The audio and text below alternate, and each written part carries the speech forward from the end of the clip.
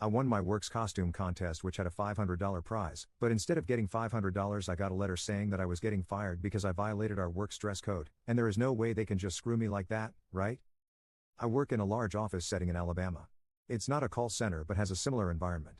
Officially, there isn't a uniform and you can wear whatever as long as it isn't against the dress code, but several of my managers are religious and very southern judgy ladies who harass certain people in the office over the way they look, either with inappropriate unwanted compliments or overly judgmental comments. I'm a very tall guy who works out and I've gotten both sides of it, the latter because I have very long hair and they call me a hippie.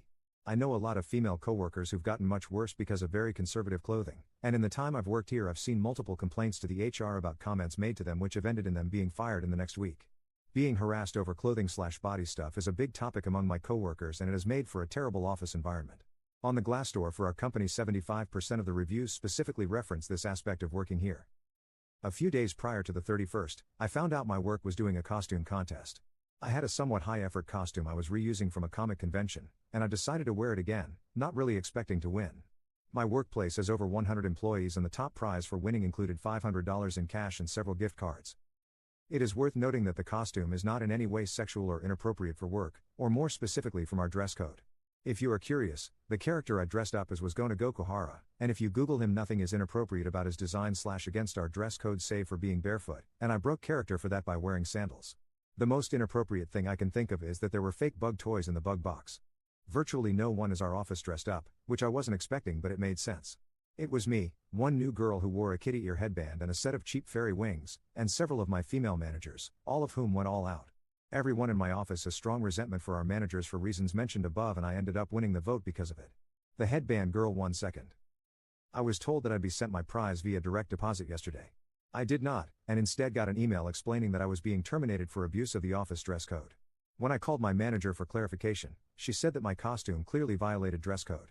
After I asked what rule it was that I broke, she told me that I knew what it was and was hung up on. I'm young and I've honestly never dealt with a level of blatant unprofessionalism in the workplace on this level before and I really don't know what to do. Do I have rights on this? They can't seriously do that, right? Update. Well, my problem essentially ended up closing itself out within a day. Had initially planned on writing this last night but got sucked into a web novel, Worm, really good stuff, which made me forget about it. A lot of people had questions about stuff, so to clarify, our office does have a defined and written dress code, but it is very lax, at least on paper. Things are specifically listed in what we can and cannot wear, and the latter category is made up of very few things, beyond explicit stuff. As I said, I do not work in a call center, just a similar environment, specifically an audio transcriptionist service. We listen to audio calls and type them out, and we use foot pedals the entire time, where taking off your shoes at your desk is strongly encouraged to make it easy.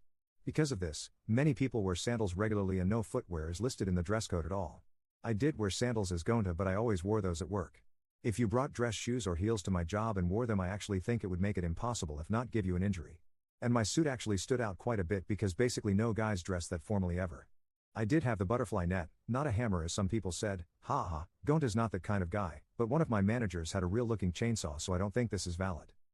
I told them my name was Gona and explained the character a bit but don't think my managers or anyone looked it up and saw Killing Game, as several people had guessed. In the email ranking thing I got I was listed as Happy Bug Scientist, so I severely doubt this is what happened. Very soon after my initial post, a friend I'd told about what happened had his father call me, a guy who owns a mid-sized business in another part of town. We spoke for a while about what happened and my prior experiences and he ended hiring me. It's a much nicer and considerably better well-paying job than my last one, and my bosses don't seem to be crazy, so I'm happy. Glassdoor reviews aren't scary, either. I was still a bit salty over the $500, and I had planned on maybe finding out if there was a way to report them for holding a fraudulent contest or something even if I had little recourse on the job, but one of my managers actually ended up passing away after a car accident and another who was with her is in the hospital under critical condition, last I'm told, and has apparently suffered some brain damage. Obviously I wasn't on good terms with them but I didn't want that to happen. Pursuing the money at this point seems in bad taste so I've decided to let it go. She wasn't nice to me but hopefully my second manager ends up being as fine as she can be given the circumstances. Thank you again for the legal advice and empathy helped me through this, even if things just sort of ended up happening themselves. Workers' rights do seem to be pretty screwed up in this country though, haha.